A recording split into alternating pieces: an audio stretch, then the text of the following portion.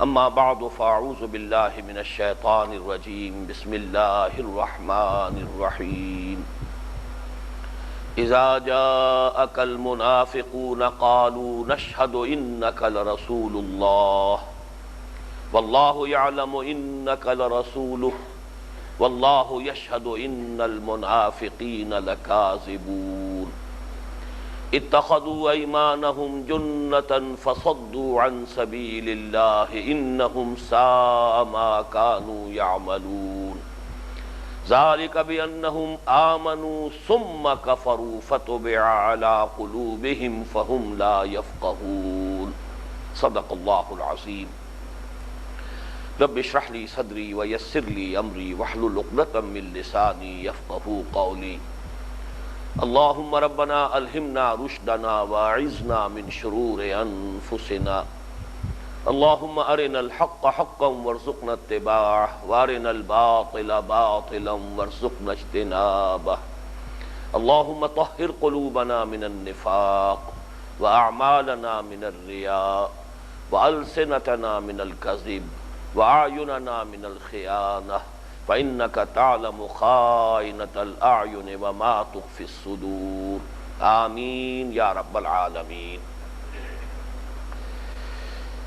سورۃ المنافقون کے درس کی تمہید کے طور پر جو گفتگو گزشتہ 3 نشستوں سے حقیقت نفاق کے عنوان سے جاری ہے، اس کے ضمن میں پچھلی نشست کے آخر میں جس مسئلے پر گفتگو ہو رہی تھی وہ یہ کہ قرآن حکیم میں نفاق کا ذکر تدریجاً کس طور سے آیا ہے، اس لیے کہ اسی تدریج کے ذریعے سے اس مہلک مرض کے جو ارتقائی مدارج ہیں یا صحیح تر الفاظ میں جو تنزلاتی مراحل ہیں وہ ہمارے سامنے واضح طور پر آ جاتے ہیں۔ اس ضمن میں یہ بات واضح ہو چکی ہے کہ قرآن حکیم نے اولاً اس سے صرف ایک مرض سے تعبیر کیا، ایک روگ، ایک بیماری، جسے کوئی نام نہیں دیا گیا، کوئی معین اصطلاح استعمال نہیں کی گئی، اور مرض بھی نکرہ کی صورت میں، فی قلوبہم مرض، ایک بیماری، کوئی بیماری۔ اس کے ضمن میں نے علامہ اقبال کا وہ مصرع آپ کو سنایا، بہت صحیح طور پر وہ منطبق ہوتا ہے اس پر کہ وہی دیرینہ بیماری، وہی نامحکمی دل کی، تو وہی در حقیقت نامحکمی ہے۔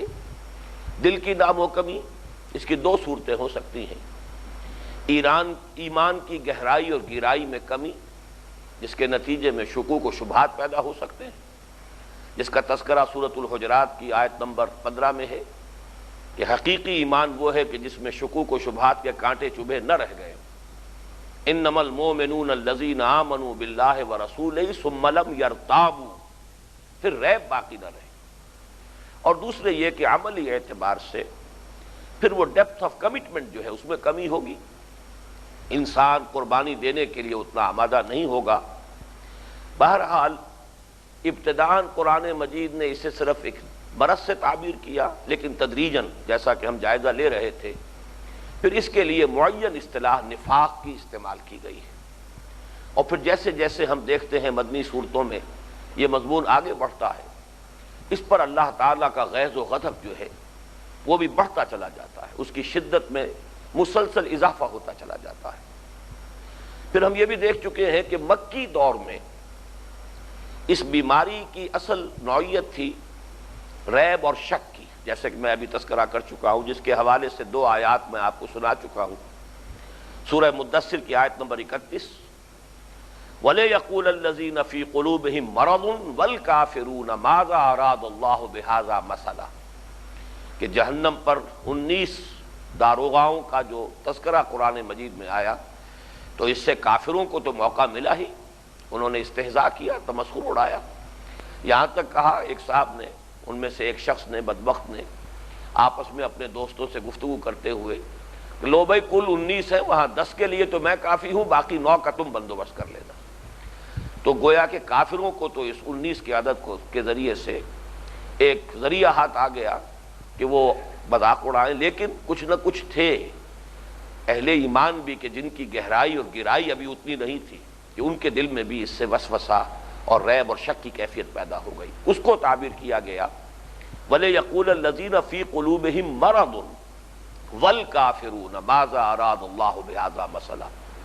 یہی بات سورہ حج میں آئی ہے، اس کی آیت نمبر 53 میں لِيَجْعَلَ مَا يُلْقِي الشَّيْطَانُ فِتْنَةً لِّلَّذِينَ فِي قُلُوبِهِم مَّرَضٌ وَالْقَاسِيَةِ قُلُوبُهُم، کہ اللہ تعالیٰ اس طرح کا معاملہ اس لیے کرتا ہے، اس طرح کی آزمائش میں لوگوں کو اس لیے ڈال دیتا ہے تاکہ جن لوگوں کے دلوں میں روگ ہے، بیماری ہے، یا جن کے دل سخت ہو چکے ممیز ہو جائیں، واضح طور پر سامنے آ جائیں، انہیں آئیڈینٹیفائی کیا جا سکے. بہرحال مکی دور میں جو مرض ہے وہ تو یہ تھا، وسوسہ، ریب، شک، شبہات، اور عملی نفاق جو ظاہر ہوا ہے. تو پورے مکی قرآن میں یہ میں عرض کر چکا ہوں کہ 2/3 قرآن مکی صورتوں پر مشتمل ہے، اور اس میں صرف ایک جگہ لفظ منافق آیا ہے، اور وہ سورہ عنکبوت کی آیت نمبر 11 ہے. اس کا ہم جائزہ لے چکے ہیں. الف لام میم حسب الناس ان یترکوا ان یقولوا آمنا وهم لا یفتنون ولقد فتنا الذین من قبلهم فلیعلمن اللہ الذین صدقوا ولیعلمن الکاذبین. کیا لوگوں نے یہ گمان کیا تھا کہ صرف یہ کہنے سے چھوٹ جائیں گے کہ ہم ایمان لے آئے، اور ان کا امتحان نہیں لیا جائے گا، ان کو آزمایا نہ جائے گا، ان کی جانچ پرکھ نہیں کی جائے گی، انہیں آزمائشوں کی بھٹیوں میں سے گزارا نہیں جائے گا؟ حالانکہ ہمارا تو ہمیشہ سے یہ معاملہ رہا ہے کہ جس نے ایمان کا دعویٰ کیا ہم نے اسے آزمایا، اور یہ ہماری سنت ہے، یہ مستقل قانون ہے کہ ہم تو واضح کر دینا چاہتے ہیں کہ کون سچے ہیں اپنے دعوی ایمان میں اور کون جھوٹ موٹ کے مدعی ایمان. یہ مضمون اسی سورہ مبارکہ کا جو پہلا رکوع ہے یہ اسی کی ابتدائی آیات تھی. ذرا آگے چل کر اس کو کھول کر بیان کر دیا گیا. وَمِنَ النَّاسِ مَن يَقُولُ آمَنَّا بِاللَّهِ فَإِذَا أُوذِيَ فِي اللَّهِ جَعَلَ فِتْنَةَ النَّاسِ كَعَذَابِ اللَّهِ وَلَئِن جَاءَ نَصْرٌ مِّن رَّبِّكَ لَيَقُولُنَّ إِنَّا كُنَّا مَعَكُمْ أَوَلَيْسَ اللَّهُ بِأَعْلَمَ بِمَا فِي صُدُورِ الْعَالَمِينَ وَلَيَعْلَمَنَّ اللَّهُ الَّذِينَ آمَنُوا وَلَيَعْلَمَنَّ الْمُنَافِقِينَ.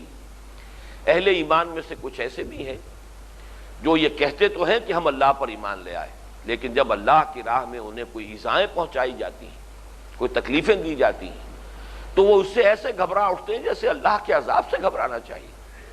لیکن اگر اللہ کی مدد آ جائے گی تو یہی لوگ ہوں گے جو آگے بڑھ بڑھ کر کہیں گے کہ ہم بھی تو آپ کے ساتھ تھے.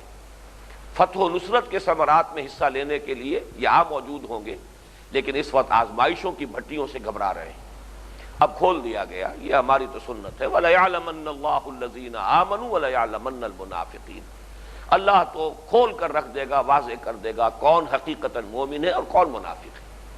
یہ واحد آیت ہے تمام مکی صورتوں میں جہاں لفظ منافق آیا ہے. اب اس نفاق کی نوعیت جو ہے وہ کیا ہے کہ وہاں اسلام کا اعلان کرنے پر، کلمہ شہادت زبان سے ادا کرنے پر، ایمان کا اظہار کرنے پر مخالفت شروع ہو جاتی تھی، تشدد شروع ہو جاتا تھا، مار پیٹ شروع ہو جاتی تھی.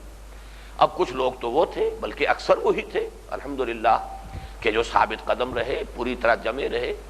ویسے تو یہ کہ کوئی ایک مثال بھی نہیں ہے کہ کسی نے بھی پسپائی اختیار کی ہو عملاً، لیکن باطنی طور پر طبیعت میں اگر کچھ گھبراہٹ کا عنصر پیدا ہوا ہے تو اس پر بھی اللہ تعالیٰ نے گرفت فرما لی ہے کہ یہ چیز جان لو، اگر ثابت قدم نہیں رہو گے تو پھر اس کی آخری منزل نفاق ہے. اس کے بعد آئیے جہاں تک مدنی دور کا تعلق ہے، پہلی بات تو یہ واضح ہو جانی چاہیے کہ مدنی دور میں اس طور کی کوئی آزمائش نہیں تھی، اس لیے کہ یہ تو مسلمانوں کا ماحول تھا. حضور صلی اللہ علیہ وسلم اور اہل ایمان کو یہاں فیصلہ کن غلبہ حاصل ہو چکا تھا. لہذا ایمان لانے میں، کلمہ شہادت ادا کرنے میں، اسلام کا دعویٰ کرنے میں کوئی آزمائش نہیں تھی، کوئی تکلیف نہیں، کوئی پرسیکیوشن نہیں، کوئی تشدد نہیں. ہر شخص کو کھلی آزادی ہے جب چاہے ایمان لے آئے. لہذا اس نوع کا امتحان اور آزمائش جیسا کہ مکی دور میں معاملہ تھا وہ مدنی دور میں نہیں رہا. البتہ اب یہاں اس مرض کی کیفیت کیا ہو گئی. اب یہ سارا مرض جس نے کہ بعد میں تدریجاً ترقی پا کر منافقت کی شکل اختیار کی، اس کی نوعیت کیا ہے؟ وہ یہ ہے کہ جب جہاد اور قتال کے لیے پکارا جاتا تھا، ایمان کے لیے قربانی دینے کے لیے ترغیب دی جاتی تھی، جان ہتھیلی پر رکھ کر میدان میں آنے کے لیے پکارا جاتا تھا، اس وقت ان کے پائے ثبات میں لغزش ہوتی تھی. گویا کہ مدنی دور کا مرض کیا ہے، نوٹ کر لیجئے اس کو اچھی طرح، میں چاہتا ہوں سمجھ لیں کہ مکی دور کا مرض کیا تھا، شکوک و شبہات. مدنی دور کا مرض کیا ہے؟ وہ مرض وہ ہے کہ جو ہم پڑھ چکے ہیں سورہ توبہ کی آیت نمبر 24 میں، یعنی انسان کو اپنی جان، اپنا مال، اپنے اہل و عیال، اپنے اعزاء و اقارب زیادہ محبوب ہو جائیں اللہ سے، اللہ کے رسول سے اور اللہ کی راہ میں جہاد کرنے سے۔ یہ ہے مرض، یہ ہے روگ۔ نامحکمی جو دل کی ہے وہ مدنی دور میں اس صورت میں ظاہر ہوئی کہ قل ان کان آباؤکم وابناؤکم واخوانکم وازواجکم وعشیرتکم واموال اقترفتموها وتجارۃ تخشون کسادها ومساکن ترضونها احب الیکم من اللہ ورسولہ وجہاد فی سبیلہ فتربصوا حتی یاتی اللہ بامرہ واللہ لا یہدی القوم الفاسقین۔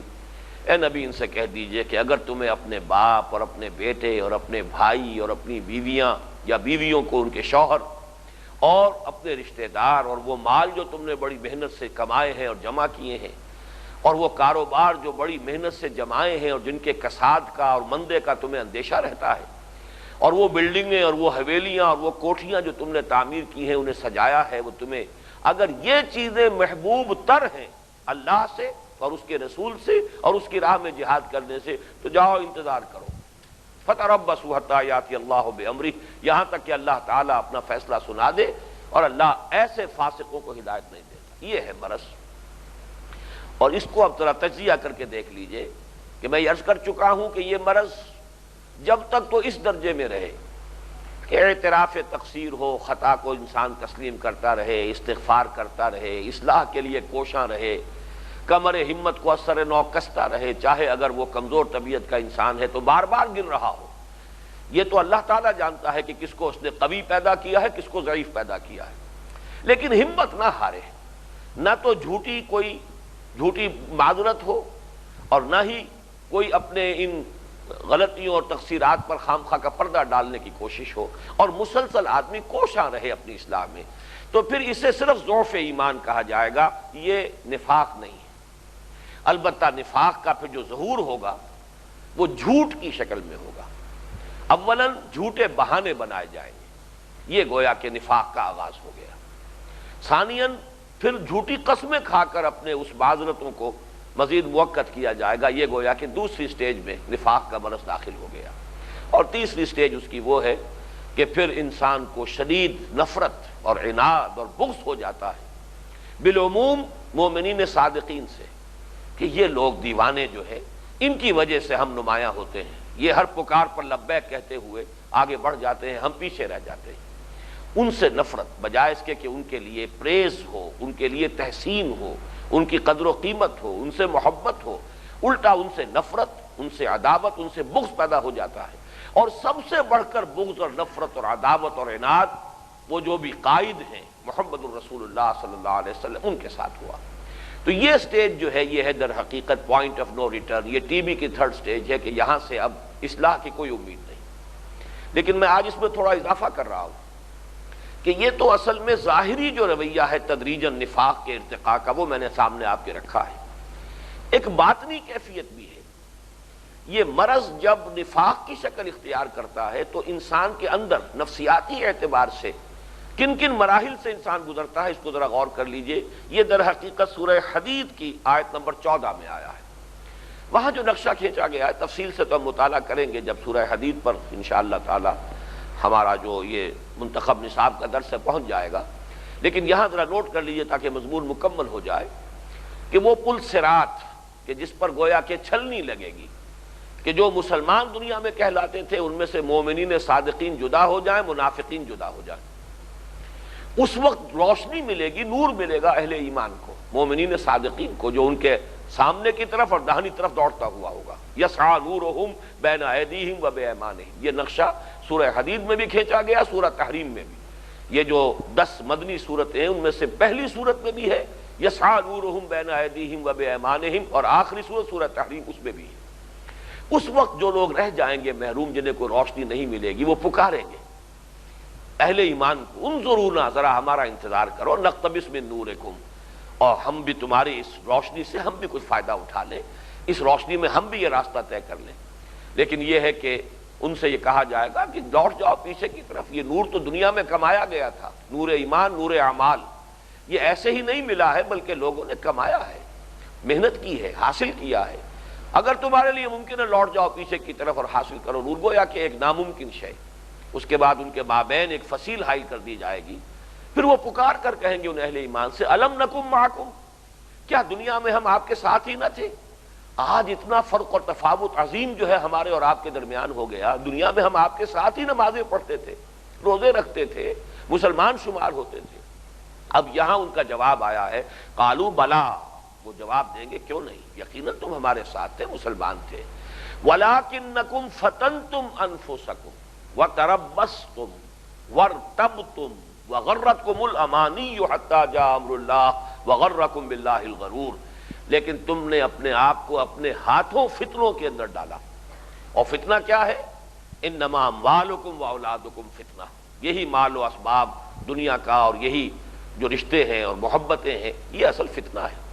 یہ ایک اعتدال کی حد تک رہے تو کوئی حرج نہیں، جب بڑھ گئے اس حد سے اور اللہ اور اس کے رسول کی محبت اور اللہ کی راہ میں جہاد کی محبت سے آگے بڑھ گئے، ان کی محبتیں زیادہ ہو گئی، تو اب یہ فتنہ ہے۔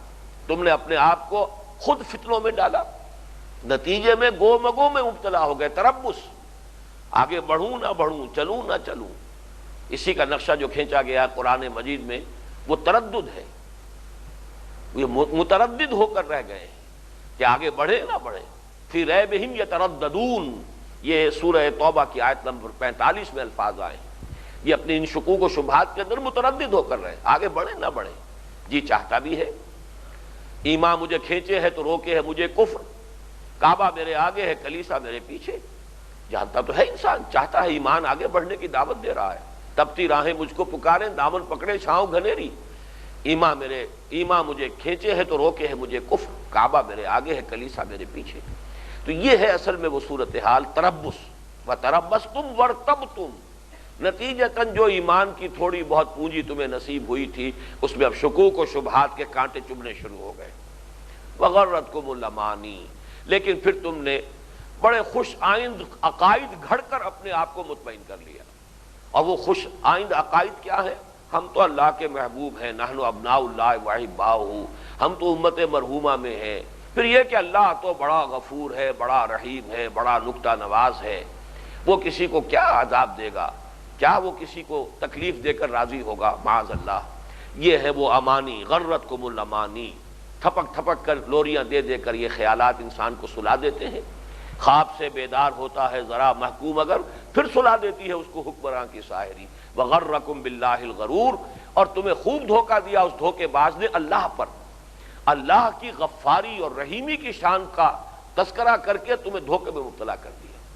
تو یہ ہے در حقیقت وہ باطنی کیفیت نفسیاتی کہ انسان ان چیزوں کی محبت میں حد اعتدال سے بڑھ گیا، اس کے نتیجے میں تربص، گو مگو اور تردد کی کیفیت، اس کے نتیجے میں جو تھوڑی بہت پونجی تھی وہ برف کی طرح پگھل گئی، اور اس کے بعد انسان پھر امانی کا، من گھڑت عقائد اور خیالات اور نظریات کا سہارا لے کر جیتا رہتا ہے۔ غرتکم الامانی حتی جاء امر اللہ وغرکم باللہ الغرور فالیوم لا یؤخذ منکم فدیۃ ولا من الذین کفروا، تو آج نہ تم سے کوئی فدیہ قبول کیا جائے گا نہ کافروں سے۔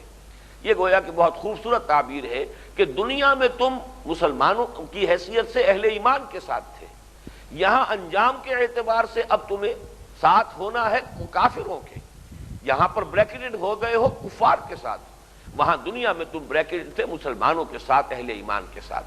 بس یہ ہے فرق و تفاوت کے جو وہاں واقع ہو جائے گا۔ اب آگے چلیے، اس پوری بحث سے میں ایک نتیجہ نکال رہا ہوں، اور یہ ذرا ایک نئی سی بات ہے جو آج میں کہہ رہا ہوں، اس پر آپ توجہ فرمائیے۔ اس کا اہم ترین نتیجہ اس پوری بحث کا یہ نکلتا ہے کہ ہمارے معاشرے میں جس مرض کو ہم نفاق کا نام دے سکتے ہیں وہ صرف انہی لوگوں میں پیدا ہو سکتا ہے جو اولاً اقامت دین کی جد و جہد، غلبہ دین کی جد و جہد کو قبول کریں، اس کی دعوت پر لبیک کہیں، آگے بڑھیں، لیکن پھر جب آزمائشیں آئیں، جب تقاضے آئیں، جب مطالبے آئیں، تو پھر وہ گریز کا راستہ اختیار کریں، پسپائی کا راستہ اختیار کریں، پیچھے ہٹنے کی روش اختیار کریں، فرار کا راستہ اختیار کریں۔ صرف یہ لوگ ہوں گے کہ جن پر نفاق کا اطلاق ہوگا۔ باقی جو ہمارے معاشرے میں لوگ ہیں ان کی بیماریوں کو اور 100 نام آپ دے سکتے ہیں، مثلاً یہ کہ ہماری عظیم اکثریت غفلت میں مبتلا ہے، انہیں معلوم ہی نہیں کہ دین کے کچھ فرائض بھی ہیں۔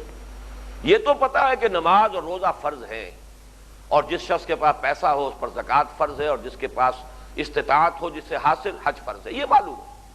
تو جو شخص کر رہا ہے بہت مطمئن ہے، جو نہیں کر رہا اسے بھی ایک سینس آف گلٹ ہے، ایک احساس زیاں موجود ہے۔ وائے ناکامی متاع کارواں جاتا رہا، اور کارواں کے دل سے احساس زیاں جاتا رہا۔ یہ احساس زیاں بھی بہت قیمتی ہے، لیکن یہ انہیں بتایا ہی نہیں گیا ہے کہ اقامت دین کی جد و جہد بھی فرض ہے، یہ تصور ان کے سامنے آیا ہی نہیں، تو غافل ہے۔ ان کی کیفیت در حقیقت آپ انہیں غافل کہیں گے، منافق نہیں کہہ سکتے، اس لیے کہ ان کے سامنے اس فریضے کی اہمیت آئی ہی نہیں، نہ انہوں نے اس پکار پر کبھی لبیک کہی، نہ کوئی کبھی آزمائش اس نوعیت کی انہیں پیش آئی، نہ اس کے نتیجے میں انہوں نے کوئی پسپائی اختیار کی۔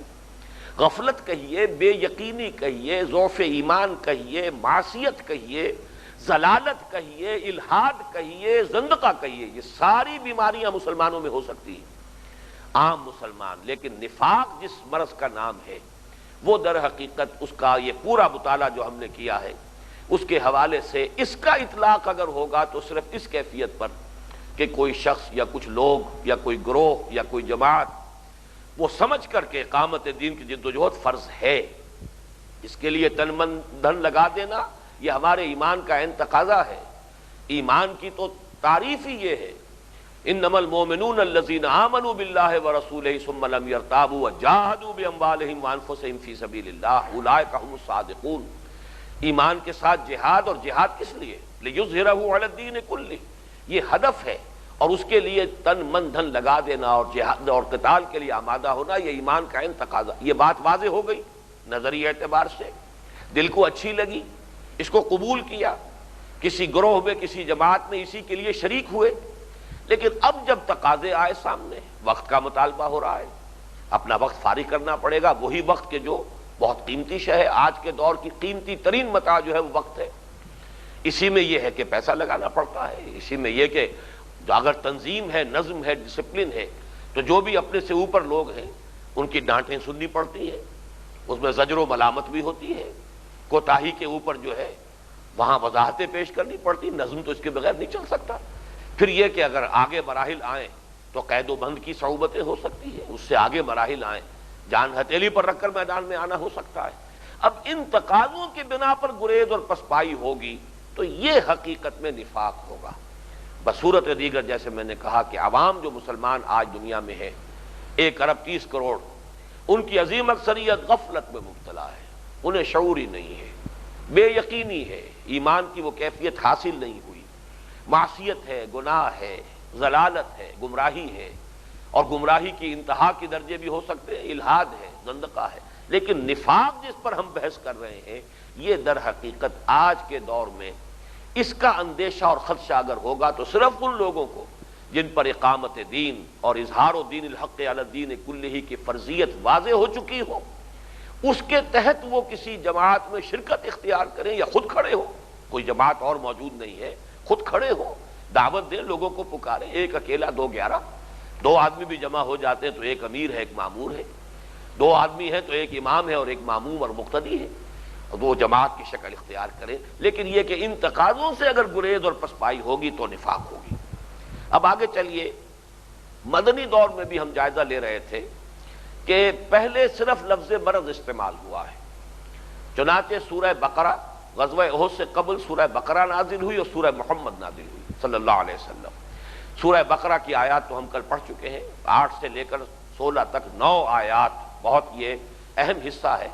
لیکن یہاں پر فی قلوبہم مرض فزادہم اللہ مرضا، سارا نقشہ، ساری علامات، سارے سمٹمز وہی ہے کہ جو منافقین کے ہیں، لیکن ابھی لیبل نفاق کا نہیں لگایا گیا، ان کے لیے منافق کی اصطلاح استعمال نہیں کی گئی۔ اسی طریقے سے سورہ محمد کا مطالعہ کر رہے تھے، وہ آیات لگا لو بھائی سورہ محمد والی صلی اللہ علیہ وسلم۔ اس کی ایک آیت کا تو ہم ترجمہ کر چکے تھے، یہ آیت نمبر 20 ہے، وَيَقُولُ الَّذِينَ آمَنُوا لَوْلَا نُزِّلَتْ سُورَةٌ، اور یہ کہتے ہیں یہ لوگ جو ایمان لائے تھے، ایمان کے دعوے دار، کیوں نہیں کوئی سورت نازل ہو گئی؟ فَإِذَا أُنزِلَتْ سُورَةٌ مُحْكَمَةٌ، پھر جب ایک محکم صورت، بالکل واضح صورت، یہ محکم اور متشابہ کا فرق جو آل عمران میں کیا گیا ہے، دو طرح کی آیات ہیں، آیات محکمات، آیات متشابہات. تو آیت محکمہ آ گئی. نوٹ کر لیجئے کہ سورہ محمد کا دوسرا نام جو ہے صلی اللہ علیہ وسلم سورۃ القتال ہے. قتال کا حکم اس میں وارد ہوا ہے. تو جب آیا وذکر فیہ القتال، اور اس میں قتال کا ذکر کر دیا گیا، رأیت الذین فی قلوبہم مرض ینظرون الیک نظر المغشی علیہ من الموت. تو آپ دیکھتے ہیں ان لوگوں کو جن کے دلوں میں وہ بیماری ہے، وہ روگ ہے، وہی نامحکمی دل کی، جن کی کیفیت کی تعبیر وہ ہے، وہ ایسے آپ کو دیکھتے ہیں جیسے وہ شخص دیکھتا ہے کہ جس پر موت کی غشی طاری ہو رہی ہے، جیسے آنکھیں پتھرا رہی ہیں. اب خوف ہے، بزدلی کے باعث ان کی کیفیت یہ ہے. ام حسب الذین فی قلوبہم مرض، اب اسی سورہ مبارکہ کی آیات ہیں 29، 30 اور 31. کیا سمجھا تھا ان لوگوں نے کہ جن کے دلوں میں یہ روگ تھا، لن یخرج اللہ اضغانہ، کہ اللہ تعالیٰ باہر نکال کر نہ رکھ دے گا ان کے اس کینے کو، ظاہر نہ کر دے گا، ان کا پردہ چاک نہ کر دے گا.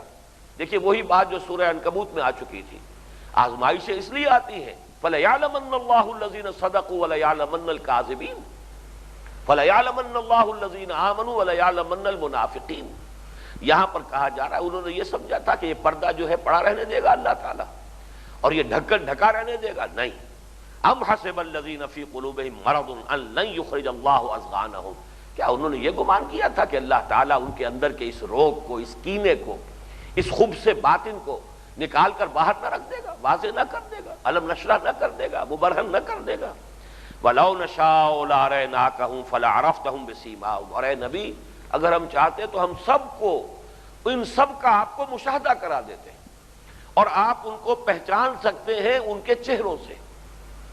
یہ ابتدائی دور میں ابھی محسوس ہوتا ہے ان آیات سے کہ خود حضور صلی اللہ علیہ وسلم کو بھی ابھی تعین کے ساتھ منافقین کے نام نہیں بتائے گئے. یہ ابتدائی سٹیج ہے، ابھی بیماری ہے، صرف نفاق کا لفظ جو ہے ابھی آ بھی نہیں رہا. اگر ہم چاہیں تو ہم آپ کو دکھا دیں گے اور آپ ان کے چہروں سے پہچان لیں گے. ان کے ماتھے پر لکھا ہوگا نفاق، ان کے چہرے کے اوپر موجود ہوگا نفاق لکھا ہوا.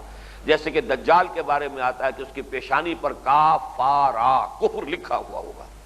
وَلَا تَعْرِفَنَّهُمْ فِي لَحْنِ الْقَوْلِ. اور اے نبی آپ انہیں پہچان سکتے ہیں اب بھی ان کی گفتگو کے انداز سے. وہ ملمے والی گفتگو ہوتی ہے، چکنی چپڑی گفتگو ہوتی ہے، اپنے کمزوریوں پر پردہ ڈالنے کا انداز بالکل انسان سمجھ لیتا ہے. وَاللَّهُ يَعْلَمُ أَعْمَالَكُمْ. اور دیکھو لوگو اللہ تعالیٰ تمہارے اعمال کو خوب جانتا ہے. وَلَنَبْلُوَنَّكُمْ حَتَّى نَعْلَمَ الْمُجَاهِدِينَ مِنكُمْ وَالصَّابِرِينَ. اور دیکھو ہمارا تو یہ قاعدہ ہے، قانون ہے، ہم تو لازماً آزمائیں گے تمہیں یہاں تک کہ ہم جان لیں، دیکھ لیں، مبرہن کر دیں، علم نشرہ کر دیں ان کو جو حقیقتاً جہاد کرنے والے ہیں، منکم والصابرین، اور صبر کرنے والے ہیں. وَنَبْلُوَ أَخْبَارَكُمْ. اور ہم تمہاری ساری خبروں کو پوری طرح اس کی جانچ پرکھ کر لیں گے، تمہارے دعووں کا اور تمہارے قول کا پورا حساب لے لیں گے. تو سورہ محمد تک صلی اللہ علیہ وسلم ابھی لفظ نفاق نہیں آیا. لفظ نفاق آ رہا ہے پہلی مرتبہ سورۃ الانفال میں. سورۃ الانفال کی آیت وہاں پہ لگا دو. سورۃ الانفال سب کو معلوم ہے کہ غزوہ بدر کے بعد نازل ہوئی. تو گویا کہ غزوہ بدر کے بعد پہلی مرتبہ قرآن مجید میں مکی دور میں لفظ منافق استعمال ہوا ہے. اذ یقول المنافقون، آیت نمبر 49 ہے یہ، جبکہ کہہ رہے تھے منافق لوگ، والذین فی قلوبہم مرض، اور وہ کہ جن کے دلوں میں روگ تھا. اب دیکھیے یہاں ان کو بریکٹ کیا گیا ہے، یعنی ابھی کچھ ایسے لوگ بھی تھے کہ جن کا مرض ابھی صرف ضعف ایمان کے درجے میں تھا، ابھی وہ نفاق کی حد تک نہیں پہنچا تھا. لیکن اب کچھ لوگ ایسے بھی پیدا ہو چکے تھے کہ جن کے اب وہ مرض جو ہے ضعف ایمان سے آگے بڑھ کر نفاق کی سرحدوں میں داخل ہو چکا ہے. یہ گویا کہ غزوہ بدر کے بعد یہ ارتقائی مرحلہ ہمارے سامنے آ رہا ہے. اذ یقول المنافقون والذین فی قلوبہم مرض غر ہؤلاء دینہم.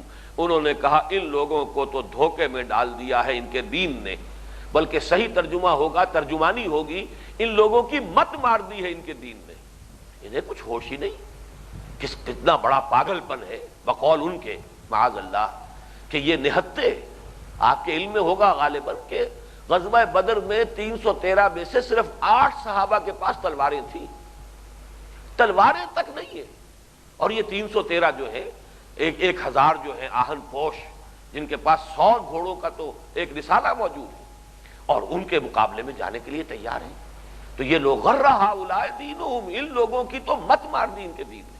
یہ بالکل وہی انداز ہے کہ جو سورہ بقرہ میں آیا تھا، انؤمن کما آمن السفہاء، کیا ہم ایمان لائیں ان بے وقوفوں اور احمقوں کے مانند؟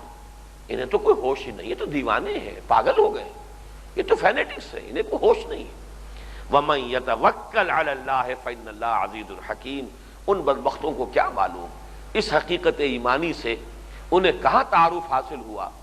جیسے کہا اکبر نے کہ گزر ان کا ہوا کب عالم اللہ اکبر میں، وہ تو عالم اللہ اکبر میں کبھی گزر ہو تو انہیں معلوم ہو جائے گا کہ وَمَن يَتَوَكَّلْ عَلَى اللَّهِ فَإِنَّ اللَّهَ عَزِيزٌ حَكِيمٌ۔ جو اللہ تعالیٰ پر توکل کرتا ہے تو اللہ تو زبردست ہے، جو اس پر اعتماد کرے وہ کبھی بھی اس کے اعتماد کو ٹھیس نہیں پہنچاتا، اس کے اعتماد کو دھوکہ نہیں دیتا، اس کے ٹرسٹ کو بٹرے نہیں کرتا۔ وہ عزیز ہے، زبردست ہے اور حکیم ہے، اور اس کی حکمت کا تقاضا ہے کہ وہ دودھ کا دودھ پانی کا پانی جدا کر دے۔ ان آزمائشوں کے ذریعے سے واضح ہو جائے کہ کون حقیقتاً مومن ہے اور کون یہ جھوٹ موٹ کے مدعی ایمان ہے۔ آگے چلیے، 1 سال بعد غزوہ بدر کے آپ کو معلوم ہے، 1 سال 1 ماہ بعد غزوہ احد واقع ہوا۔ وہاں پھر سورہ آل عمران میں، اور سورہ آل عمران میں بھی صرف ایک جگہ لفظ نفاق آیا ہے، لیکن اب لفظ نفاق آیا ہے فی قلوبہم مرض، ان کو یہاں پر چھوڑ دیا گیا۔ اب یہ مرض جو ہے مدینے کے ان لوگوں میں، وہ اب آگے بڑھ کر یہ اب مرض نفاق کی معین شکل اختیار کر چکا ہے۔ یہ آیات نمبر 166 167 ہے۔ وما اصابکم یوم التقى الجمعان فباذن اللہ۔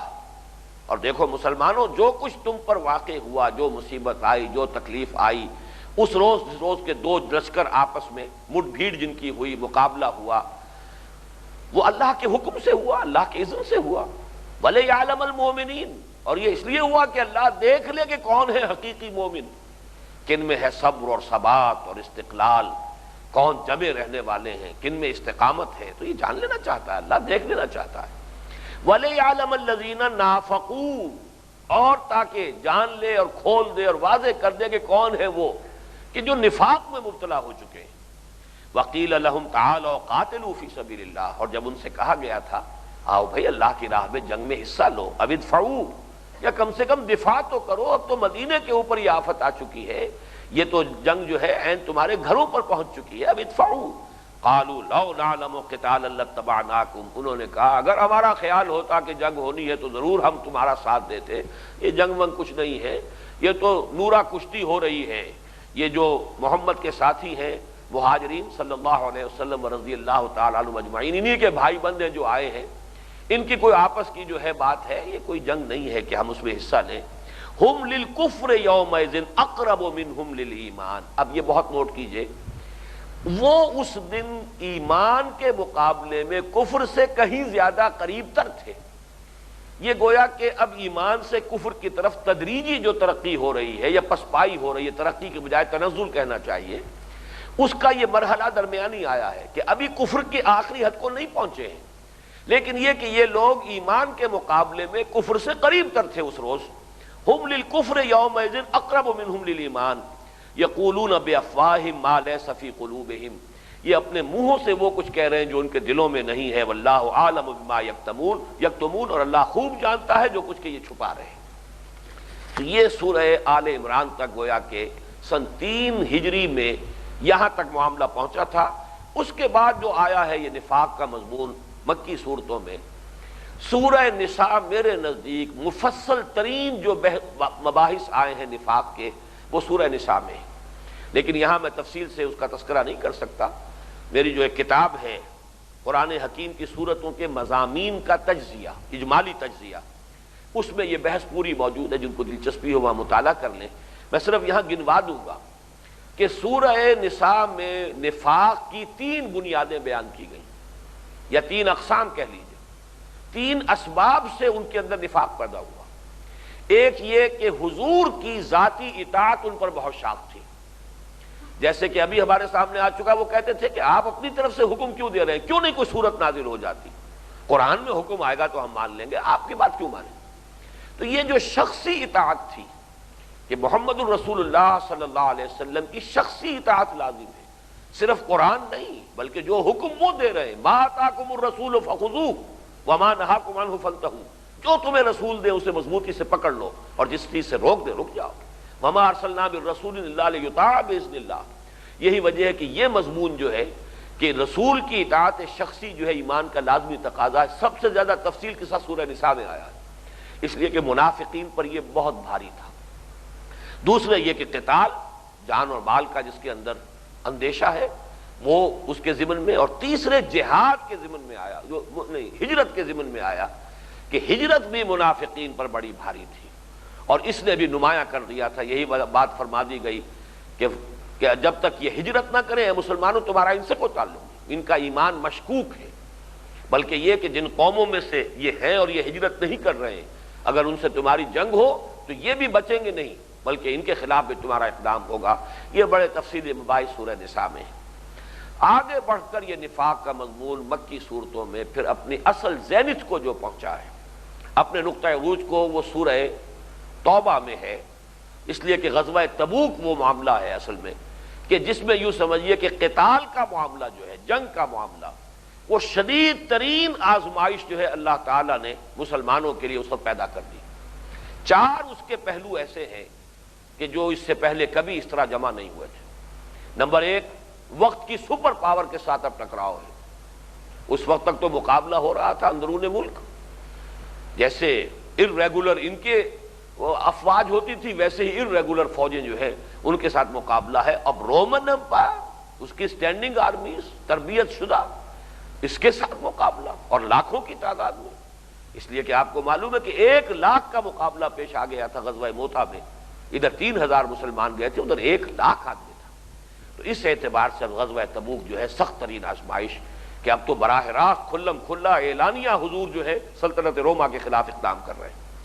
نمبر دو، شدید گرمی کا موسم۔ انہوں نے کہا لا تنفروا فی الحر قل نار جہنم اشد حرا، وہ کہتے تھے کہ اس گرمی میں مت نکلو، مت ماری گئی ہے تمہاری، اتنی شدید گرمی، اے نبی ان سے کہہ دیجئے جہنم کی آگ اس سے کہیں زیادہ گرم۔ تیسری بات یہ کہ نہایت طویل سفر، ایک تو ابھی تک جو جنگیں ہو رہی تھی مدینے سے باہر نکلے صرف بدر تک چلے گئے یا مدینے ہی کے ارد گرد جو ہے، غزوہ احد ہوا وہیں ہوا، غزوہ احزاب ہوا وہیں ہوا، یہاں معاملہ جو ہے آگے چل کر معاملہ جو ہے بہت لمبا سفر ہے۔ اس سے پہلے زیادہ سے زیادہ آپ کہہ سکتے ہیں کہ فتح مکہ کے لیے جو ہے مسلمان تقریباً 300-350 میل کا سفر انہوں نے طے کیا، اور یہ 700 میل کا سفر ہے جو کر رہا ہے۔ پھر اس سے آگے بڑھ کر یہ کہ اس کو جیش العسرہ کہتے ہیں، نہایت جو ہے اس وقت قحط کی کیفیت ہے، اجناس نہیں ہے، راشن نہیں ہے، پھر یہ کہ فصلیں تیار ہیں، اب اگر سب لوگ یہاں سے نکل گئے کون کھجور کی فصل اتارے گا؟ وہ فصل جو ہے وہ تو درختوں کے اوپر ہی ختم ہو جائے گی۔ گویا کہ جتنے پہلو ہو سکتے ہیں آزمائش کے وہ سارے کے سارے جمع کر دیے گئے، لہذا جس کے دل میں نفاق جس درجے میں بھی تھا وہ سامنے آ گیا، کھل کر آ گیا، زبانوں پر آ گیا۔ اس حوالے سے یہ ہے کہ نفاق کا جو آخری مضمون ہے، چنانچہ اسی سورہ مبارکہ میں وہ آیت آئی ہے استغفر لهم او لا تستغفر لهم ان تستغفر لهم 70 مرة فلن يغفر الله لهم۔ اے نبی آپ ان کے لیے استغفار کریں یا نہ کریں، اگر آپ 70 مرتبہ بھی استغفار کریں گے تب بھی اللہ تعالیٰ ان کو ہرگز معاف نہیں فرمائے گا۔ یہ سختی، اور پھر یہ کہ اسی سورہ مبارکہ میں وہ آیت بھی آئی ہے جو سورہ تحریم میں بھی ہے، چونکہ مدنی صورتوں کے تو تمام مضامین کا مکمل خلاصہ ہے یہ جو 10 صورتیں ہیں سورہ حدید سے سورہ تحریم تک، چنانچہ وہ آیت بعین ہی انہی الفاظ سے سورہ تحریم میں بھی آئی یا ایھا النبی جاہد الکفار والمنافقین واغلظ علیہم ومأواہم جہنم وبئس المصیر۔ یہ سورہ توبہ بھی بعین ہی انہی الفاظ سے، سورہ تحریم میں بھی بعین ہی انہی الفاظ سے۔ اے نبی صلی اللہ علیہ وسلم آپ جہاد کیجئے منافقوں سے بھی اور کافروں سے بھی، سختی کیجئے ان پر، نرمی نہ کیجئے، آپ کی جو طبعی نرمی ہے اس سے یہ فائدہ نہ اٹھانے پائیں، سختی کیجئے، اور ان کا ٹھکانہ تو آخری جو ہے وہ جہنم ہے، وہ بہت ہی بڑا ٹھکانہ ہے۔ بہرحال یہ ہے اصل میں وہ مضمون کہ جو اس سورہ مبارکہ میں اپنی انتہا کو پہنچ جاتا ہے۔ البتہ باقی اکثر مدنی صورتوں میں یہ مضمون نفاق کا موجود ہے، سورہ احزاب میں ہے، سورۃ الفتح میں ہے، اور یہ جو صورتیں ہیں سورۃ الحدید میں ہے، سورۃ الحشر میں ہے، سورۃ التحریم میں ہے، لیکن یہ جو اس مضمون کا کلائمیکس ہے، جو اس کی چوٹی ہے، وہ در حقیقت اس کا خلاصہ سورہ منافقون میں ہے، وہ سورہ منافقون کے جس کا اصل درس اب ہمارے اس منتخب نصاب کے ضمن میں ہم جس مقام پر پہنچے ہیں، اور یہ ساری گفتگو جو ہم نے کی ہے یہ در حقیقت اسی سورۃ المنافقون کے لیے، اس کے درس کے لیے تمہید کے طور پر تھی۔ اب ہم اللہ کا نام لے کر سلسلے وار مطالعہ سورہ منافقون کا شروع کرتے ہیں۔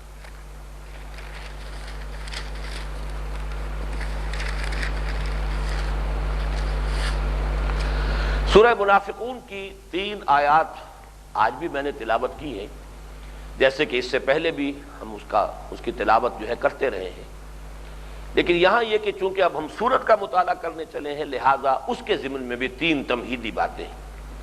پہلی بات تو نوٹ کر لیجئے، صرف یاد کرا رہا ہوں کہ سورۃ الجمعہ جس کے متصلاً بعد یہ سورۃ المنافقون آ رہی ہے مصحف میں بھی اور ہمارے اس منتخب نصاب میں بھی، یہ آپس میں انٹرلاکڈ ہے، یہ آپس میں جوڑ دی گئی ہے، جیسے ریل کے 2 ڈبے ہوتے ہیں جن کو آپس میں جوڑ دیا جاتا ہے۔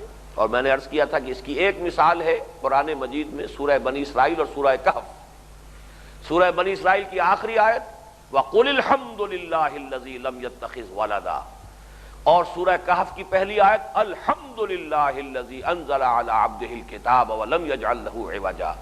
گویا کہ سورہ بنی اسرائیل ختم ہو رہی ہے اس حکم پر کہ کہیے کہ کل حمد کل شکر کل ثنا اللہ کے لیے، اور سورہ کہف شروع ہو رہی ہے الحمدللہ کے کلمات سے کہ کل حمد کل شکر کل ثنا اللہ کے لیے۔ ایسا ہی معاملہ یہاں ہے کہ سورہ جمعہ کی آخری آیت کیا تھی؟ وَإِذَا رَأَوْا تِجَارَةً أَوْ لَهْوًا انفَضُّوا إِلَيْهَا وَتَرَكُوكَ قَائِمًا۔ اے نبی آپ خطبہ دے رہے تھے، کچھ لوگ ایسے ہیں کہ جنہوں نے جب دیکھا ایک کاروبار کا معاملہ یا یہ کہ بات مکمل کرنے کے لیے کچھ کھیل تفریح کھیل تماشا، تو آپ کو کھڑے چھوڑ کر وہ ادھر متوجہ ہو گئے۔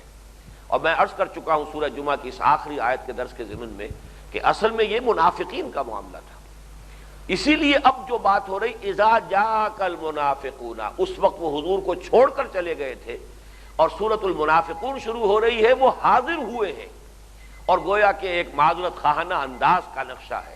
نشہد انک لرسول اللہ اذا جاءک المنافقون قالوا نشہد انک لرسول اللہ۔ تو یہ دونوں آیات جو ہیں سورہ جمعہ کی آخری اور سورہ صف کی سورہ منافقون کی پہلی، یہ گویا کہ آپس میں ان دونوں صورتوں کو جوڑ رہی ہیں۔ یہ میں خاص طور پہ اس لیے کہہ رہا ہوں کہ یہ میں ابتدا میں آپ کو بتا چکا ہوں کہ حضور کے معمولات میں یہ چیز شامل تھی کہ پہلی رکعت میں سورہ جمعہ اور دوسری رکعت میں سورہ منافقون کی آپ تلاوت فرماتے تھے۔ کبھی تو یہ جمعے کے روز فجر کی 2 رکعتوں میں ایسا ہوتا تھا، اور کبھی یہ کہ آپ جمعے کی نماز میں پہلی رکعت میں سورہ جمعہ اور دوسری میں سورہ منافقون۔ حالانکہ مضامین کے اعتبار سے جوڑا جو ہے وہ تو سورہ جمعہ جو ہے وہ جوڑا ہے سورہ صف کا، اور سورہ منافقون جوڑا ہے سورۃ التغابن کا، لیکن چونکہ یہ 4 صورتیں بہت مربوط ہیں، اس پر تفصیل سے میں بات کر چکا ہوں، اور اس وجہ سے اس میں 2 جوڑوں کو انٹرلاک کرنے والے در حقیقت یہ آیت ہے۔ اس کی وجہ سے حضور صلی اللہ علیہ وسلم نے یہ معمول اختیار کیا کہ یا تو جمعے کی فجر کی نماز میں، چونکہ 2 طرح کے معمولات تھے، یا سورہ سجدہ پہلی رکعت میں اور سورۃ الدہر دوسری رکعت میں، یا سورہ جمعہ پہلی رکعت میں اور سورہ منافقون دوسری رکعت میں، اور یا پھر عین نماز میں وہاں بھی 2 طرح کے معاملات ہیں، یا تو سورۃ الاعلیٰ پہلی رکعت میں اور سورۃ الغاشیہ دوسری میں، اور یا یہ کہ سورۃ الجمعہ پہلی رکعت میں اور سورہ منافقون جو ہے دوسری میں۔ اب اس میں غور کیجئے کہ مشترک جو ہے وہ یہی 2 صورتیں ہیں کہ کبھی فجر میں اور کبھی جمعے کی نماز میں آپ ان صورتوں کی تلاوت فرماتے تھے۔ تو یہ پہلی بات تمہیدی مضامین میں سے سامنے آ گئی کہ ان دونوں صورتوں کو ایک طرح سے انٹرلاک کر دیا ہے، جوڑ دیا ہے ان 2 آیات نے، جو سورۃ الجمعہ کے آخر میں آئی جس میں منافقین کا تذکرہ ہے کہ وہ حضور کو خطبہ دیتے ہوئے چھوڑ کر چلے گئے، اور سورۃ المنافقون کی پہلی آیت میں کہ وہ واپس آ رہے ہیں حضور کی خدمت میں گویا کہ معذرت کرنے کے لیے اور معذرت خواہانہ انداز لیے ہوئے۔ بارک اللہ لی و لکم فی القرآن العظیم ونفعنی وإیاکم بالآیات والذکر الحکیم۔